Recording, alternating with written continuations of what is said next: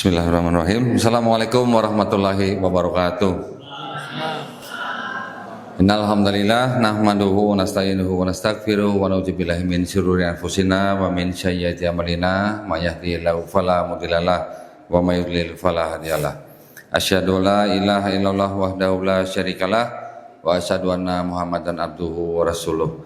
Allahumma sholli wa sallim wa barik ala sayyidina Muhammadin wa ala alihi wa sahbihi ajmain. Amma ba'd. Alhamdulillah, senang sekali saya bisa berada dengan Bapak Ibu di ruangan ini bersama dengan bapak-bapak guru-guru kita. Ada juga yang dari Basnas, ada yang dari pimpinan pesantren ini, Masya Allah. Alhamdulillah, ini mungkin bisa disebut sebagai pesantren kilat gitu kali ya. Nah, karena cuma 3 hari ya. Pesantren minimal berapa tahun, Ustaz? 6 tahun. 6 tahun. Oh, aduh, ini berarti kalau 3 tahun ikut pesantren ini berarti menyerap ilmu kira-kira 1/10, 1/3 atau program intensif, Masya Allah ya. Alhamdulillah Bapak Ibu sekarang bisa bergabung di acara ini, sebuah kesempatan yang langka ya, karena tidak setiap minggu ya diadakan acara seperti ini ya. Nah tadi moderator sudah menyampaikan beberapa kali istilah kristologi. Waduh, di universitas ini ada kristologi nggak, Ustaz? Tapi ada beberapa seminar, beberapa kali ada. Oh, seminar, baik. Khusus materi belum ada. Studi agama-agama ada? Ya, ada. Studi agama-agama. Kalau studi agama-agama berani nyalahin agama orang lain nggak, Ustaz? Membenarkan agama Islam. Ya, inna dina indallahil Islam. Nyalahin yang lain boleh? Tidak menyalahkan. Oh, tidak menyalahkan. Tidak menjudge. Wakil rektor dikerjain. Oke, kalau kristologi harus berani menyatakan Islam agama yang benar, yang lain salah. Terus kalau nyalain agama yang lain emang kenapa? Emang nggak boleh, Ustaz? Boleh nggak, Ustaz, nyalain? Boleh, buat saya boleh ya. Maksud saya gini, Bu, ini di luar dari ranah akademis ya, Ustaz ya. Kalau buat orang Islam, kita boleh dan kita berhak mengatakan bahwa agama kita yang benar, yang lain salah. Agama lain boleh nggak mengatakan Islam salah? Boleh juga. Terus kalau sudah berani menyatakan Islam yang benar, yang lain salah, agama lain juga begitu, kan tidak harus bermusuhan, ya kan? Agama itu kan sebuah keyakinan. Kita diberi hak yang penuh ya untuk memeluk dan menjalankan agama dan kepercayaan kita masing-masing. Bukan berarti kalau kita menyalahkan agama orang lain terus kita harus membenci orangnya, terus memusuhi orangnya, bukan ya. Bukan itu yang saya maksud. Jadi secara akidah kita harus berani mengatakan Islam adalah agama yang benar, bukan yang paling benar secara akidah ya. Karena apa? Karena tadi seperti Pak Ustadz bilang ada ayat inna dina indallahil Islam. Itu ya maksudnya ya. Jadi kalau mendengar, waduh, misalnya berpakaian muslim, katanya kiai, terus ngomongnya semua agama sama, gimana? Tidak benar, alhamdulillah. Ya, kalau ada orang yang bilang semua agama sama, Bapak Ibu harus berani bilang itu tidak benar. Kenapa? Karena setiap agama punya hak yang sama untuk mengatakan agamanya yang benar, yang lain salah. Benar ya? Bukan berarti kalau kita bilang agama yang lain salah, kita memusuhi, kita bermusuhan, kita mengganggu, enggak ya. Islam juga mengenal yang namanya lakum dinukum waliyadin ya. Di Islam kita juga tahu bahwa kita juga diperintahkan untuk berdakwah, tapi karena kita hidup di negara yang tidak menjalankan syariat Islam, makanya kita juga harus mengikuti aturan yang ada dari pemerintah. Aturan pemerintah ketika ada masalah agama-agama yang berbeda ini, setiap agama tidak boleh mengajak orang yang sudah beragama. Itu ada aturannya ya. Itu namanya keputusan bersama 2 menteri, Menteri Agama dan Menteri Dalam Negeri, nomor 1 tahun 79, di dalam bab 3 pasal 4 disebutkan dilarang mensiarkan agama kepada orang atau kelompok orang yang sudah beragama. Nah, kita yang sudah menjadi muslim ya Bapak Ibu nih, alhamdulillah, yang mungkin belum terlalu lama ya masuk Islam, kalau kok ini mah saya tahu udah lama nih. Jadi kalau disebut mualaf kayaknya udah lucu gitu ya. Jangan mualaf terus ya. Kalau saya juga nggak mau disebut mualaf lagi, Ustaz. Saya mantan kafir aja, Ustaz. Ya, sudah muslim semua. Nah, kita sekarang tinggal memperkuat akidah kita dengan mengikuti kajian-kajian, dengan belajar Quran, kita semuanya mempertebal iman dan akidah kita. Alhamdulillah kita bisa melihat ya di kompleks ini pesantren Darun Najah ini luar biasa bagusnya, luas sekali. Ini yang mendirikan alumni Gontor ya, Ustaz ya, betul ya? Ya. Waduh, Ada alumni Gontor. Masya Allah ya. Ini berarti ilmunya ya nggak jauh-jauh dari Gontor ya, Ustaz ya. Kurikulumnya juga mungkin sama ya, Ustaz ya. Ada sebagian yang sama, ada yang berbeda juga. Ada yang berbeda. Baik. Nah, tetapi semuanya ini di universitas ini pasti saya yakin menonjolkan atau mengedepankan tentang ilmu Islamnya, gitu ya, Ustaz ya. Nah, yang tadi disebut sebagai ilmu kristologi itu apa sih sebenarnya? Kok sampai Universitas Darun Najah nggak berani gitu buka jurusan kristologi gitu? Kristologi itu sebenarnya adalah juga dakwah yang tauhid, saya bilang ya, dakwah tauhid. Kenapa? Walaupun kristologi itu adalah salah satu ilmu yang mempelajari tentang posisi Nabi kita, Nabi Isa alaihissalam di dalam agama Nasrani, tetapi kita membaca, kita memandang, kita mempelajari agama Kristen dengan kacamata Islam. Kami, nah ini alhamdulillah saya kan bergabung di sebuah yayasan pembina mualaf at-tauhid. Kita menempuh jalur perang pemikiran dengan ilmu kristologi. Kita menggunakan ilmu kristologi ini untuk berdakwah. Kita menggunakan dakwah kristologi untuk mengajak orang bertauhid. Nah, saya dan teman-teman beranggapan bahwa dakwah kristologi ini adalah juga dakwah yang digunakan oleh Rasulullah dan sahabat-sahabatnya ketika mereka masih hidup. Mereka berinteraksi dengan orang-orang Yahudi, mereka berinteraksi dengan orang-orang Nasrani, mereka juga mengajak orang Yahudi dan Nasrani untuk apa? Untuk bertauhid. Itu juga yang kami lakukan. Nah, mungkin yang kami pelajari sekarang mungkin sudah sedikit berbeda dengan apa yang dilakukan Rasulullah dan sahabat-sahabatnya. Tetapi tujuannya sama. Tujuan kami adalah mengajak orang di luar Islam untuk bertauhid. Selain itu, dengan kristologi kita juga ingin supaya umat Islam yang mendengar kajian kristologi ini juga menjadi semakin kuat iman dan akidahnya, ya. Karena apa? Karena kita memandang, membaca dan mempelajari agama Kristen dari kacamata Islam. Ya, patokan kita tetap dari Quran. Nah, kristologi ini sendiri adalah sebuah ilmu yang memang mempelajari tentang akidahnya umat Kristen. Kita mempelajari tentang kitabnya orang Kristen. Tujuannya apa? Supaya kita bisa mempertahankan akidah kita. Ketika apa? Ketika ada orang-orang Kristen yang mengajak kita untuk ikut agama mereka. Emang benar begitu? Emang benar orang Kristen ngajak kita masuk agama mereka? Mungkin tidak semua ya, mungkin ya. Tapi setiap organisasi mereka punya visi dan misi untuk mengajak orang masuk agama mereka. Nah, buktinya di kitab mereka ada ayatnya kok, ada perintahnya gitu. Ya, yang dari Kristen berapa orang di sini? Mualaf. 1, 2, 3, 4. Setengah ada ya, setengah ya. Lebih ya, 50% ya.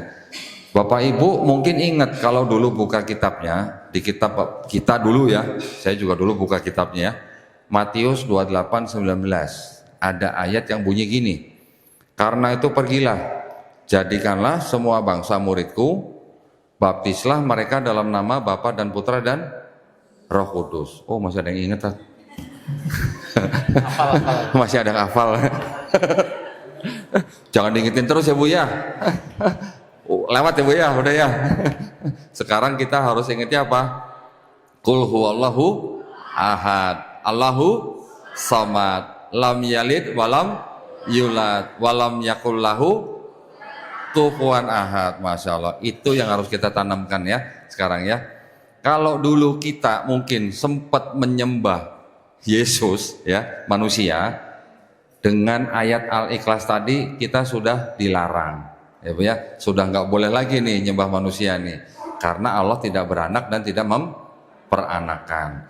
Ternyata ayat-ayat seperti itu sebenarnya ada Bu di dalam kitab kita yang dulu. Ya, kalau kita melihat, saya lebih baik pakai alat peraga ya, ngomongnya enak nih kayaknya.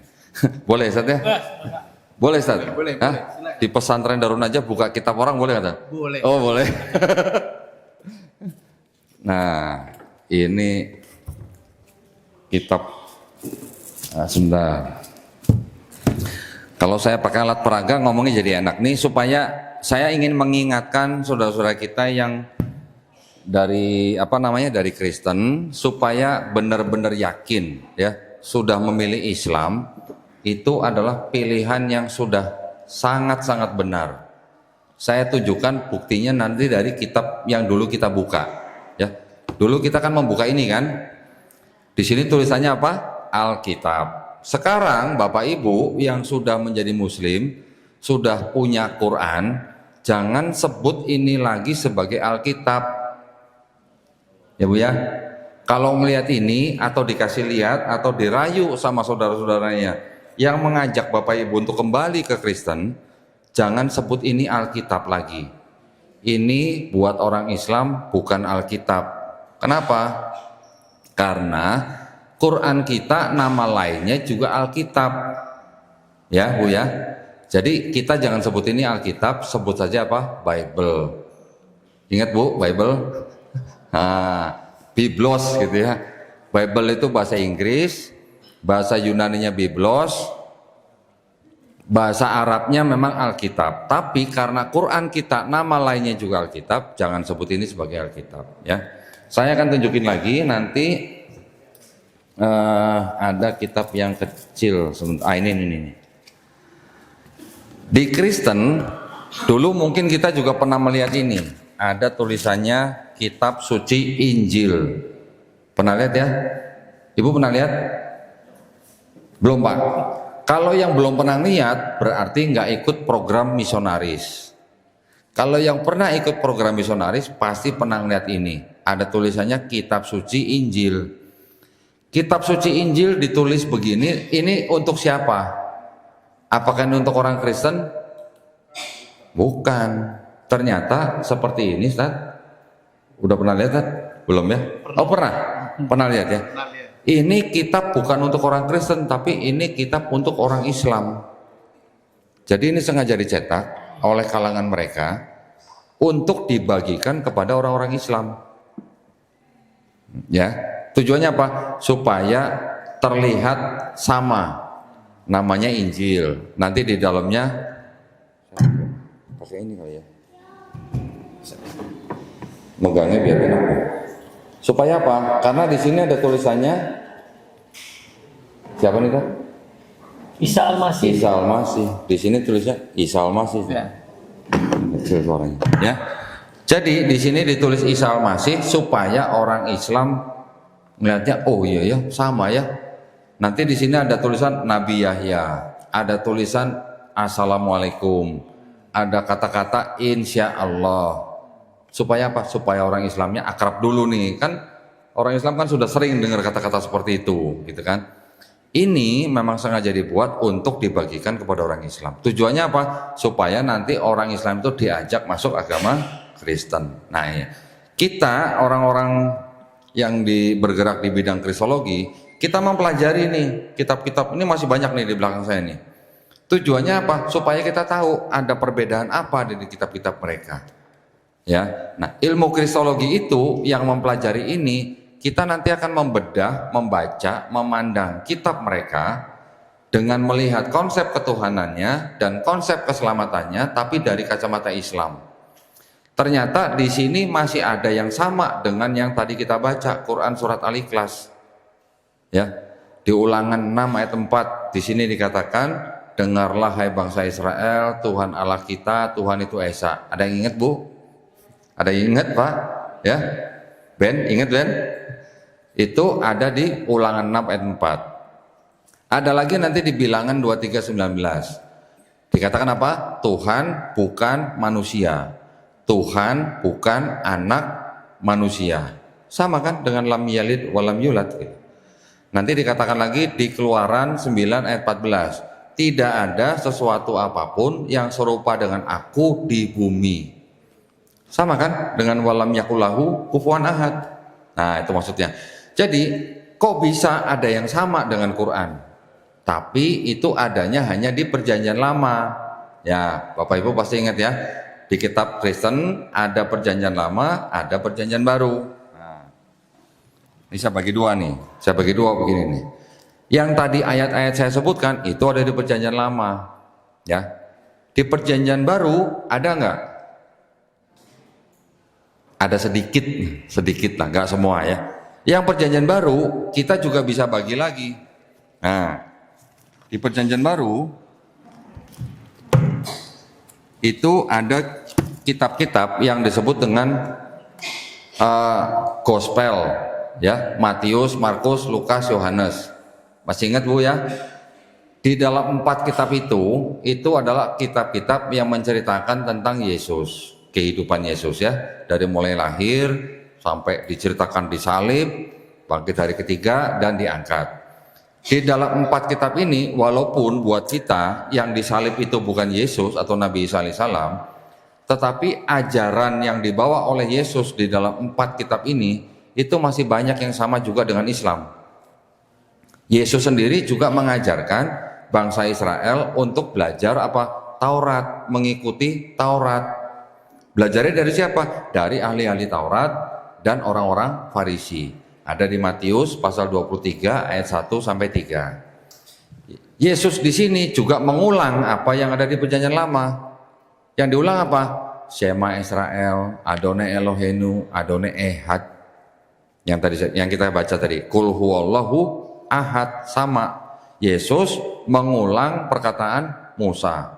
Ulangan 6 ayat 4 diulang di Markus pasal 12 ayat 29. Berarti sebenarnya Yesus ngajarin Kristen atau enggak gitu di sini di 4 kitab ini. Kalau kita baca dengan teliti sebenarnya enggak. Ya, terlepas daripada siapa yang disalib di sini. Buat Islam bukan Yesus, buat Kristen Yesus, tapi ajarannya Yesus sebenarnya yang diajarkan apa? Islam. Yang diperbuat sama Yesus di sini apa sebenarnya? Islam juga. Kenapa? Yesus disunat. Lukas pasal 2, ya kan? Yesus puasa. Matius pasal 4. Ya enggak? Yesus sholat sujud. Sholatnya sujud. Matius pasal 26 ayat 39. Yesus nggak makan babi. Karena apa? Karena dia tidak membatalkan hukum Taurat.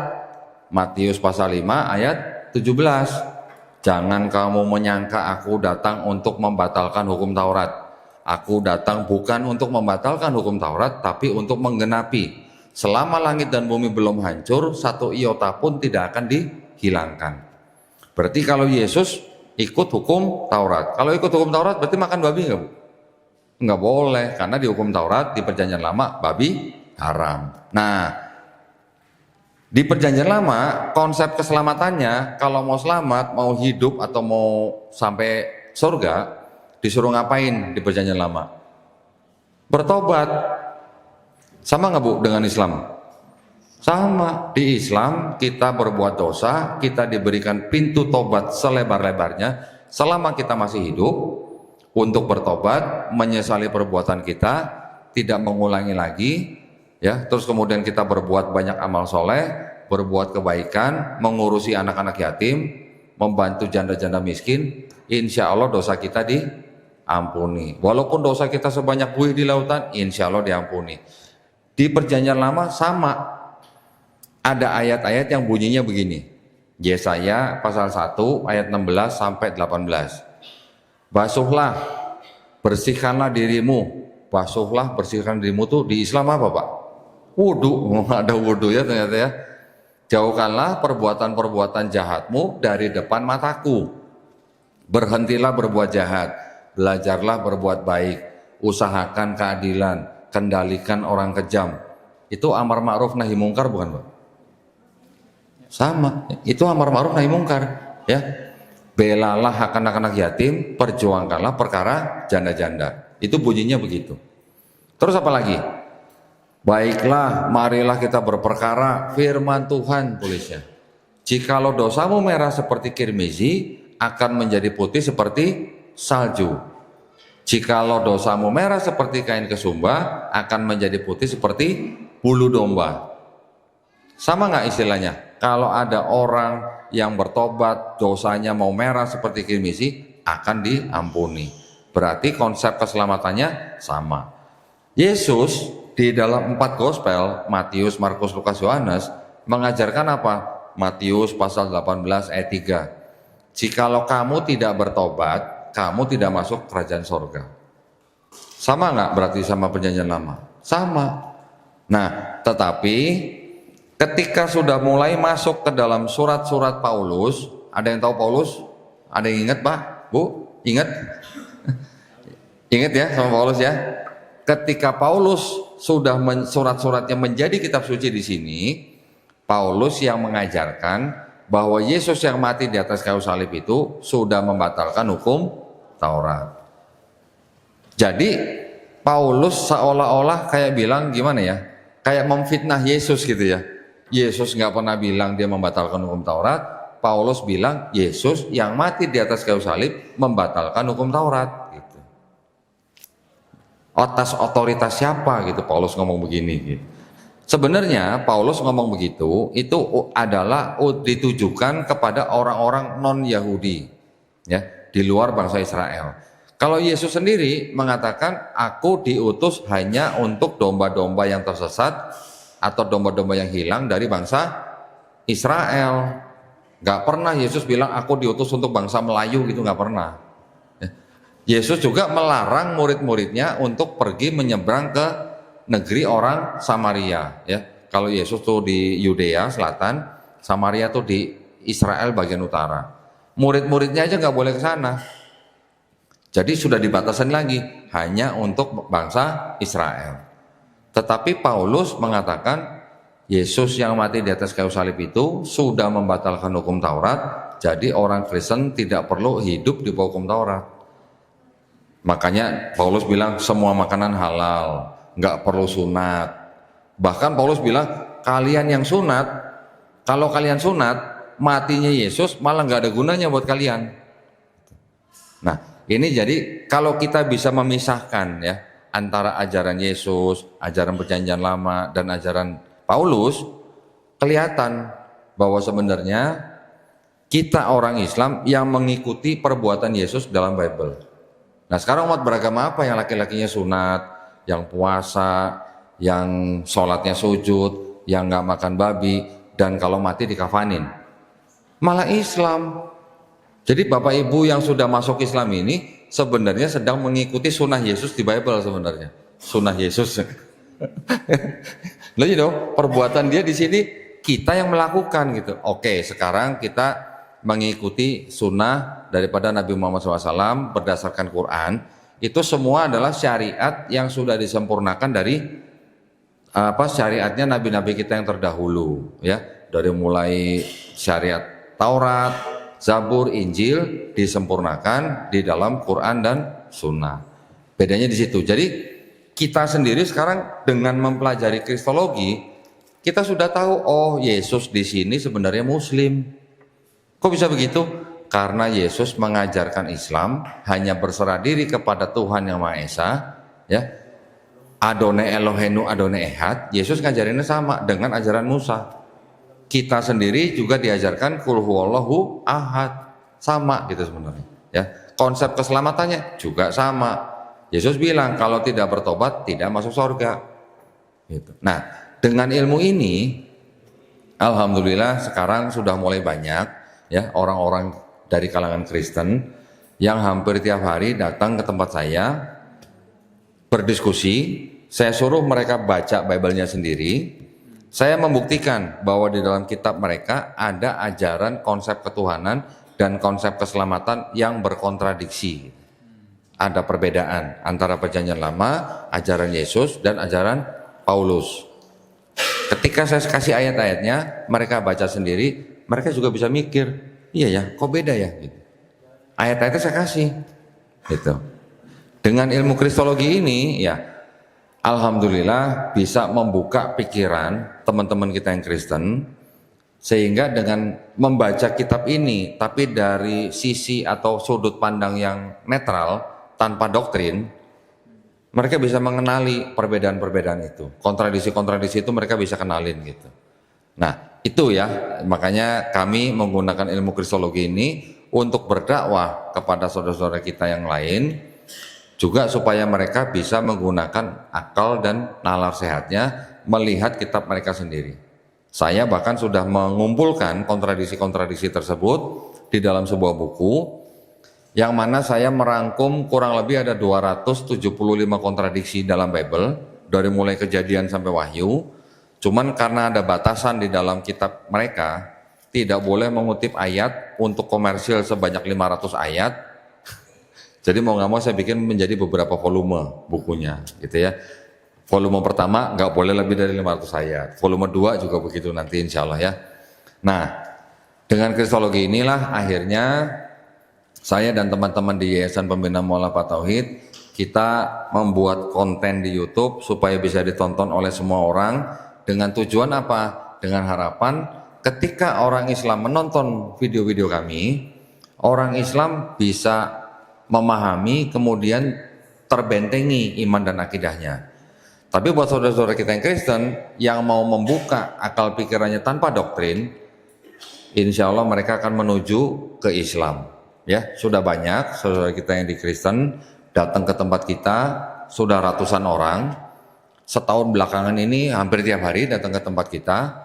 Mereka baca kitab mereka sendiri dan mereka bersyahadat. Tapi tidak semua orang mau ditayangkan di YouTube. Nah, ya kadang-kadang mereka masih punya urusan dengan keluarga, dengan pekerjaan, mereka nggak berani ditayangin karena ada pertimbangan-pertimbangan tertentu gitulah. Kita menghargai orang-orang yang tidak mau ditayangin gitu.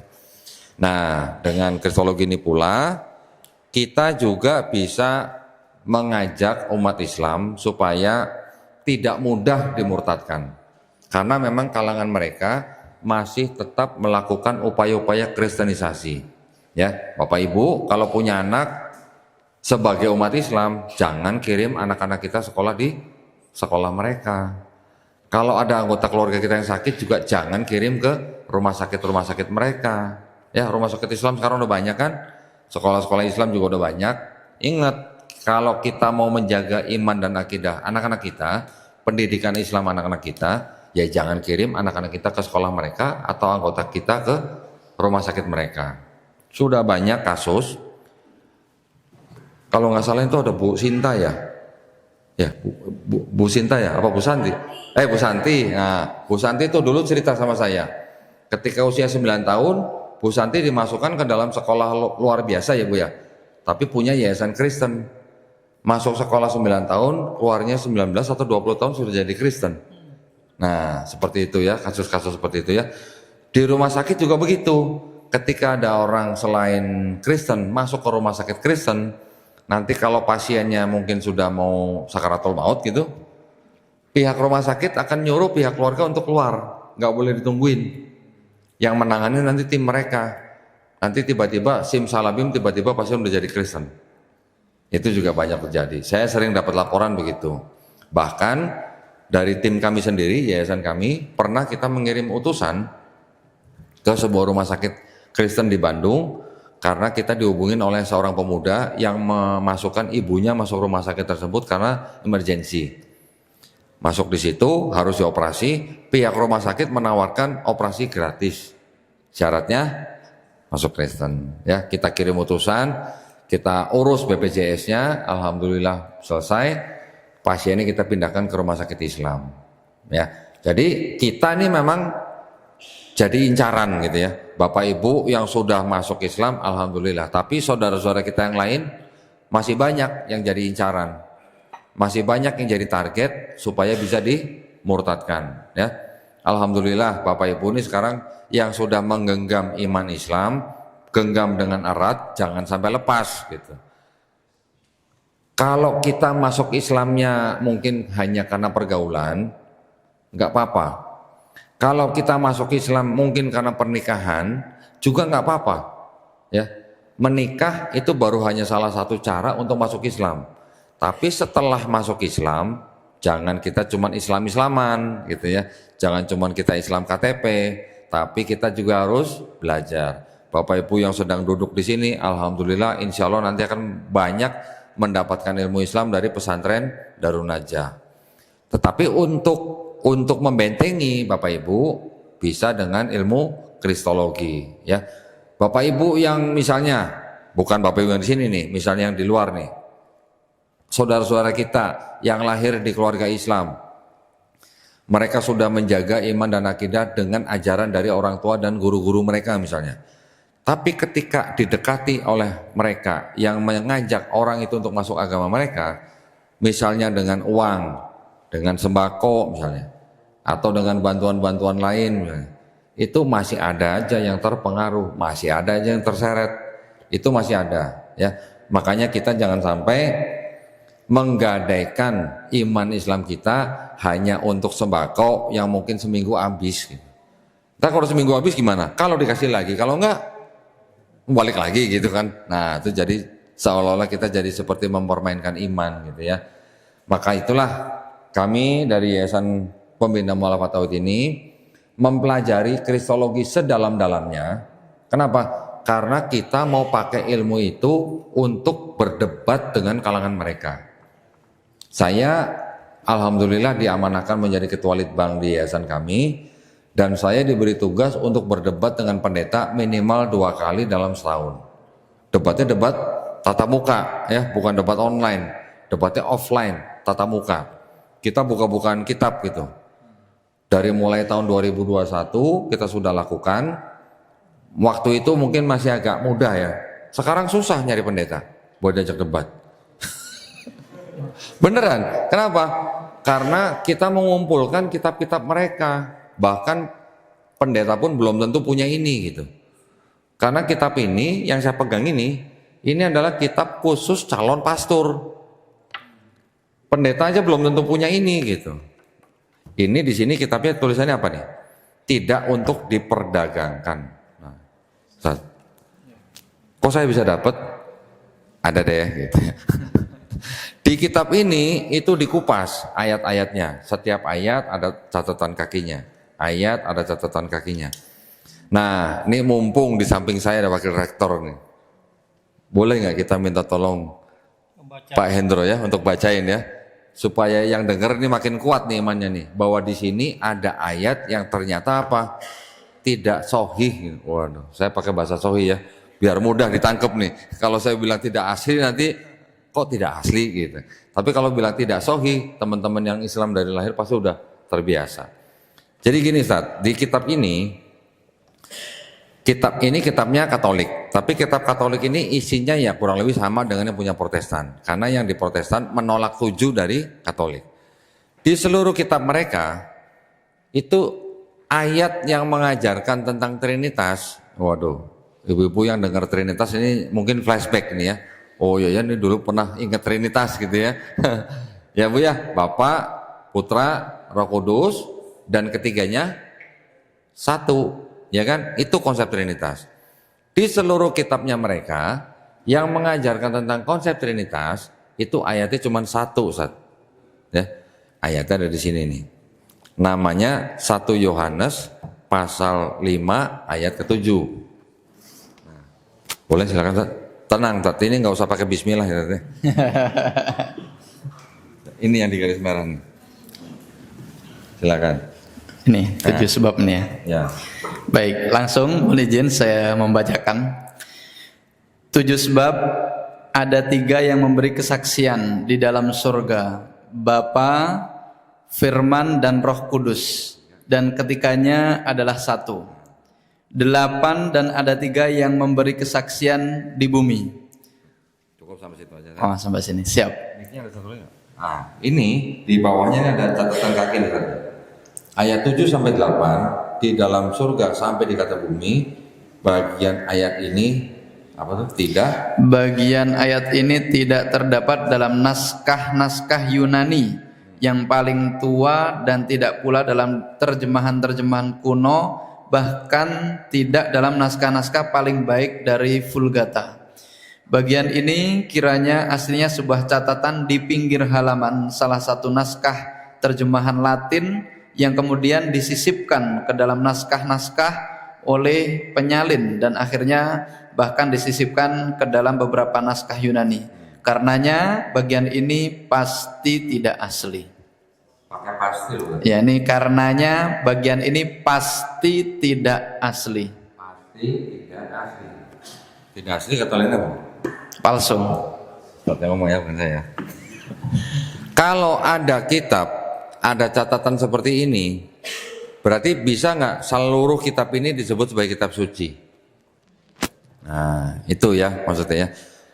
Kalau ada satu ayat yang tidak asli, berarti satu kitab ini bisa nggak disebut sebagai kitab suci? Nggak bisa. Kalau ini andai kata, ya nauzubillah mujalid, di Quran misalnya, yang udah biasa baca Quran nih, ada catatan begitu, ayat Al-Fatihah, ayat ketiga tidak asli gitu. Gimana rasanya Ustaz? Terlempar. Kita lewat. Ya. Ini jujur, ya memang jujur. Dia mengatakan ini atas dasar sudah memeriksa naskah-naskah kuno, bukan asal ngomong gitu. Ini yang menerbitkan ini lembaga. Kalau ini LAI, ini namanya LBI, Lembaga Biblika Indonesia. LAI yang menerbitkan Bible untuk kalangan Protestan. LBI menerbitkan Bible untuk kalangan Katolik gitu. Kalau LAI itu Lembaga Alkitab Indonesia, ini Lembaga Biblika Indonesia. Tapi isinya sama nggak? Di sini 73 surat. Saya pakai surat nih, biar familiar nih. 73 surat. Yang Protestan 66 surat. Yang Protestan menolak 7 dari Katolik. Nah, sudah selesai belum? Belum, Tat. Ada lagi, Tat. Ada lagi nih.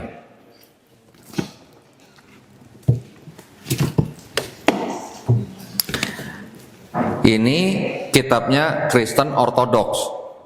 Ya. Ortodoks punya suratnya berapa? 78 surat. Jadi Katolik 73, Protestan 66, Ortodoks 78 surat. Sudah selesai belum, Tan? Belum. Masih ada lagi, Tan. Ini kitabnya Kristen Ethiopia. Isinya 81 surat. Nah, kalau ada yang 66, 73, 78, 81, berarti konsep firman Tuhan yang jadi kitab berarti kan belum selesai. Ya, kalau kata orang Betawi belum kelar gitu ya.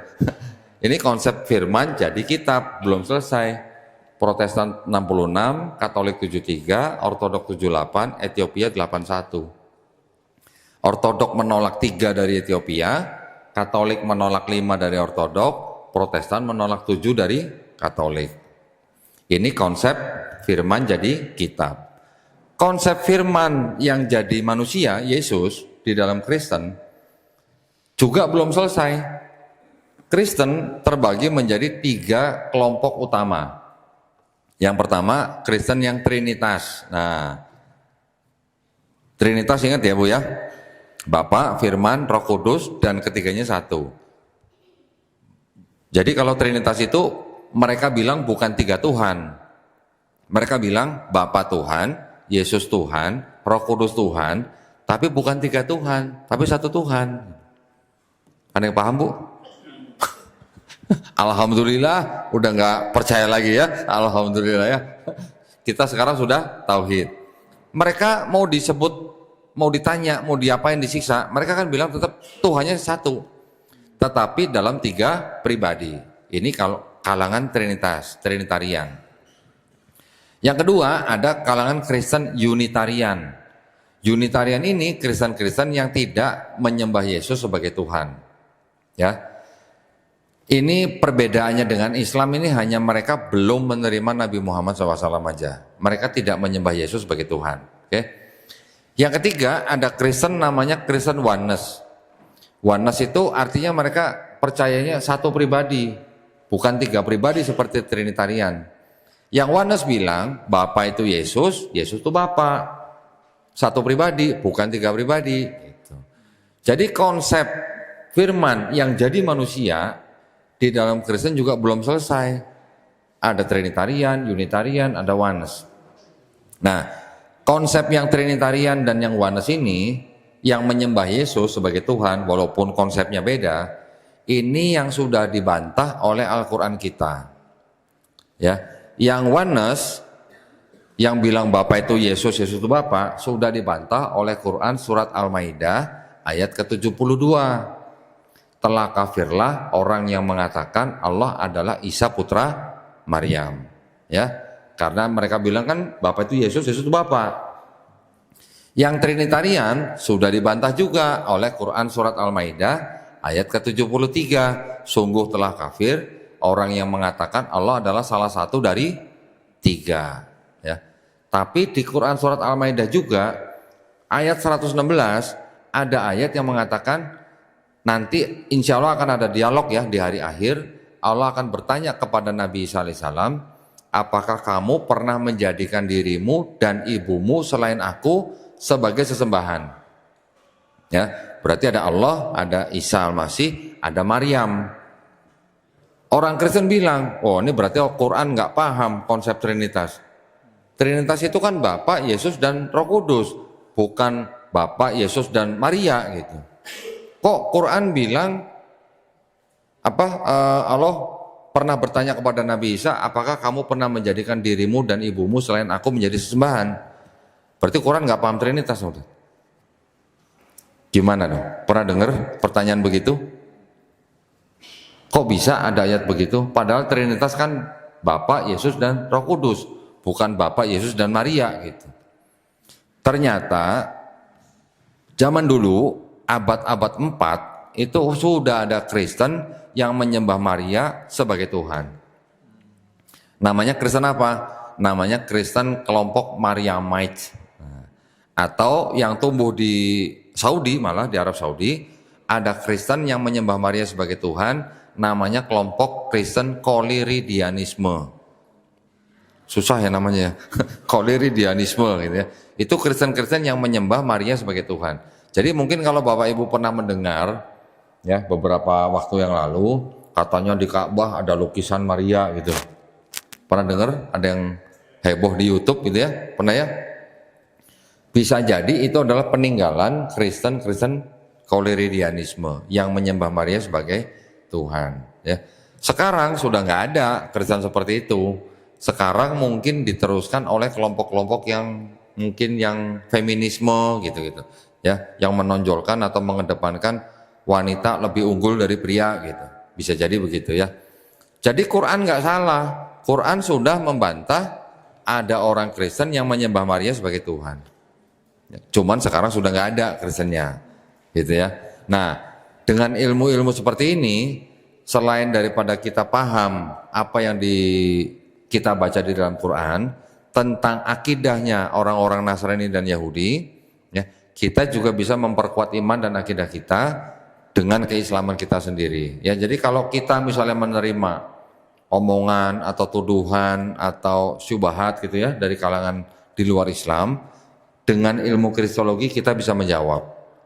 Apalagi sering juga kan Nabi kita juga sering dihina katanya istrinya banyak, poligami gitu katanya. Sering dengar Bu gitu Bu? Nah, gimana jawabnya? Mudah sebenarnya kalau kita pelajarin.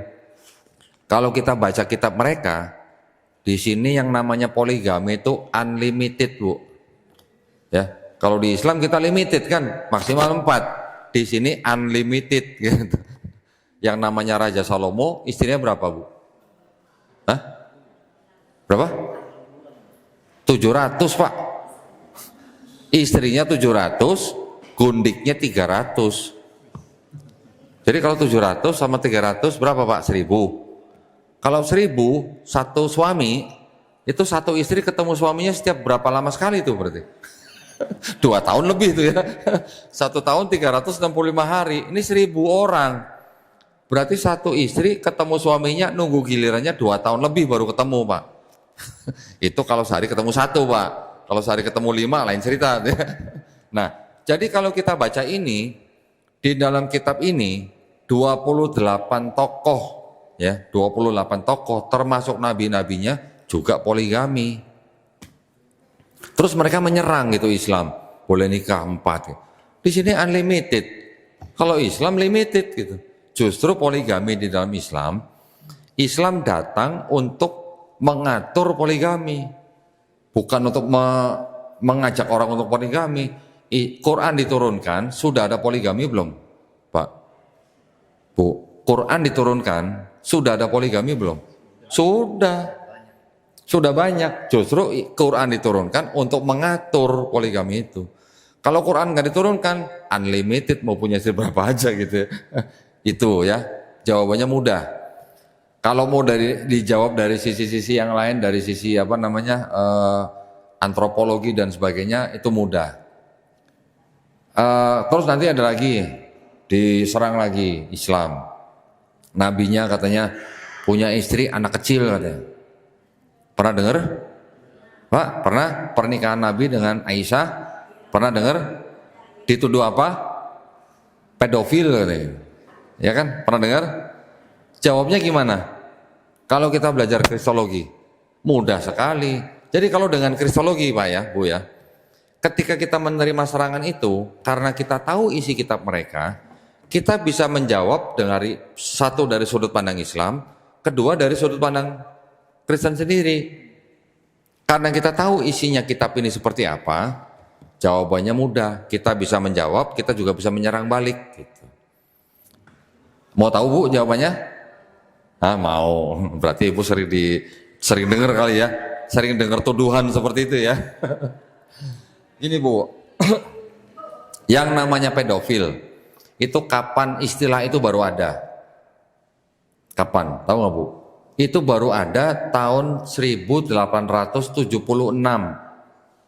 Yang menciptakan kata pedofil itu seorang psikiater dari Eropa, ya, dari Wina kalau nggak salah tuh namanya siapa lupa saya lupa namanya lah. Tapi dari dari Wina Austria, istilah pedofil dari seorang psikiater baru timbul di abad ke-19.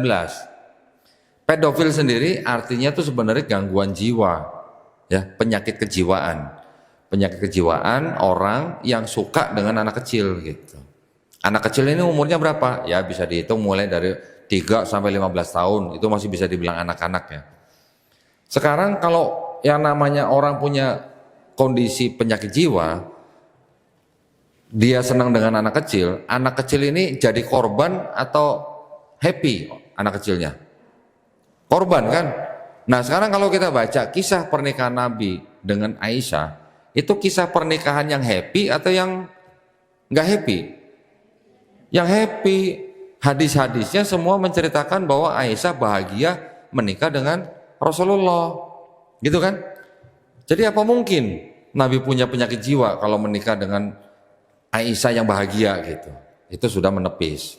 Yang kedua, kita tahu bahwa Nabi ketika berdakwah punya musuh, ya kan?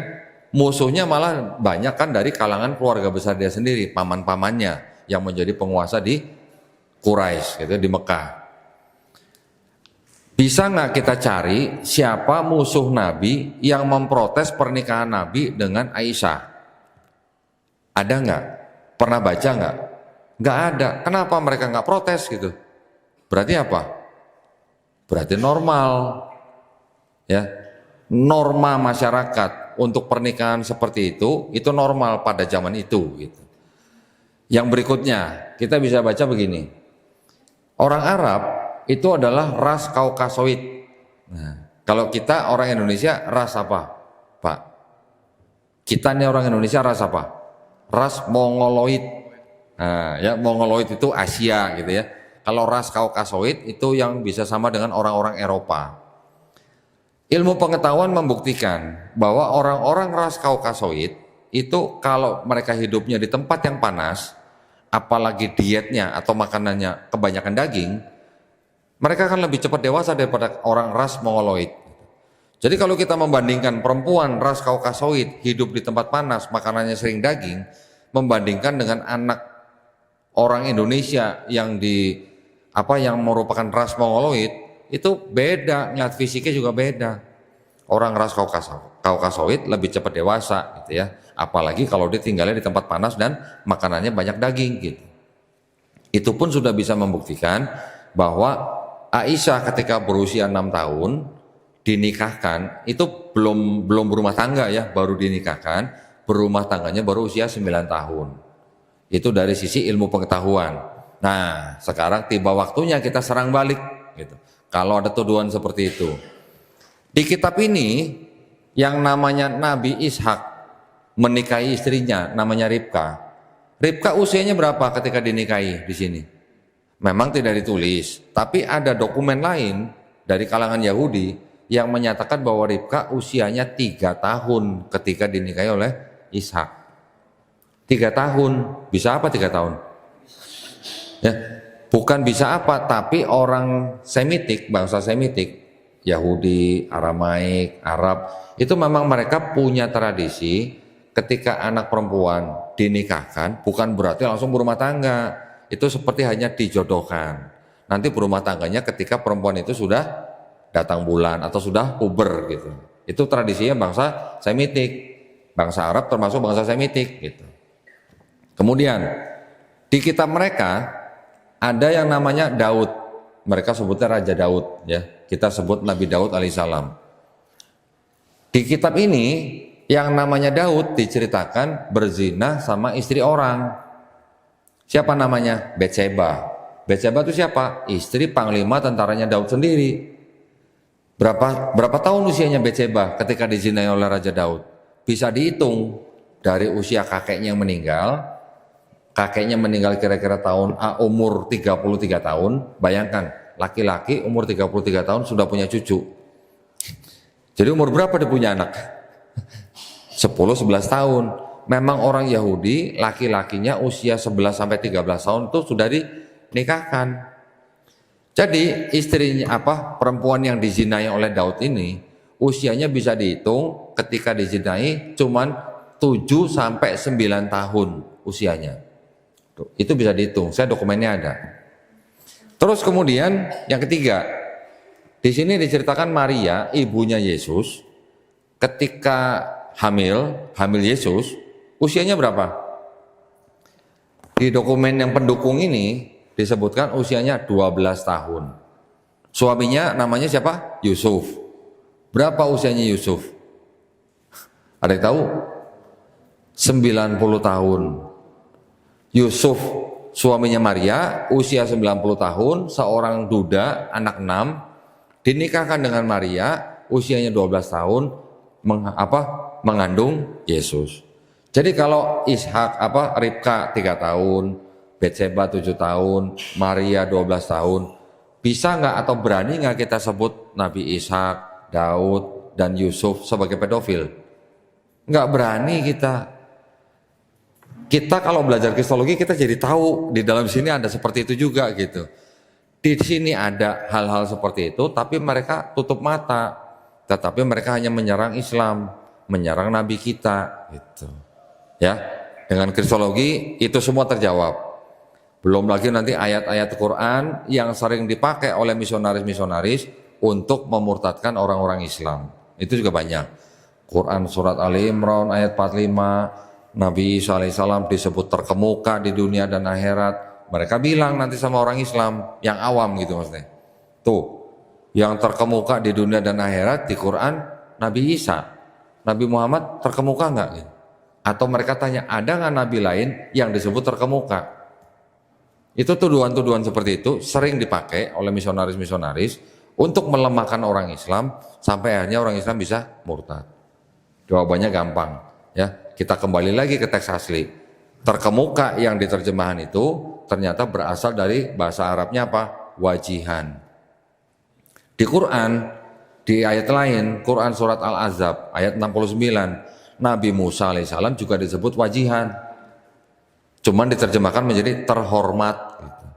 Memang bukan terkemuka, terhormat. Yang penting bahasa teks aslinya atau terjemahannya kalau begitu?